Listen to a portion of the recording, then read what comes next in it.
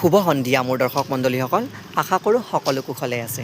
এয়া আমাৰ ঘৰৰ সন্মুখতে থকা বৃহৎ আহঁত গছজোপা, তাৰ সন্মুখতে থকা এয়া বৃহৎ জাগ্ৰত কালী মন্দিৰটো। অহা 20 অক্টোবৰ সোমবাৰে কাতি মাহৰ 2 তাৰিখে এই মন্দিৰত কালী পূজাৰ উলহ মালহেৰে আয়োজন কৰিছে। এয়া কোনো ব্যতিক্ৰম নহয়, অইনবেলিৰ দৰে এইবেলিও এই কাৰ্যসূচী লোৱা হৈছে। তেতিয়াহ'লে সন্ধিয়াটো ৰোমন্থন কৰাৰ কাৰণে মামীৰ লগত ঘৰত যেনেকৈ আছিলোঁ তেনেকৈ ওলাই আহিলোঁ। আহিয়ে ক'লোঁ মামী ব'লা মন্দিৰটোৰ কাষেৰে যোৱা ৰাস্তাটোৰে অকণমান ফুৰি আহোঁ। ফুৰিবলৈ যাওঁতে মামী দেখাই দিলে, এইটো চোৱা, এইটো তুমি জন্ম হোৱা ঘৰটো। যেতিয়া তুমি জন্ম হৈছিলা পাণবজাৰ মেডিকেলত, মহেন্দ্ৰ মোহন চৌধুৰী মেডিকেলত, এতিয়া ইয়াতে তুমি ভাড়া আছিলা, তোমালোকে ভাড়া আছিলা। এতিয়া আমি নিজৰ ঠাইত আছোঁ। তুমি চাই লোৱা ঘৰটো, তুমি য'ত জন্ম হৈ ইয়াতে আছিলা 3 মাহৰ কাৰণে। চাই ভাল লাগিল। অতীত স্মৃতি ৰোমন্থন কৰাৰ কাৰণে মই কেমেৰাটোৰ মাজত ঘৰটো বন্দী কৰি ল'লোঁ।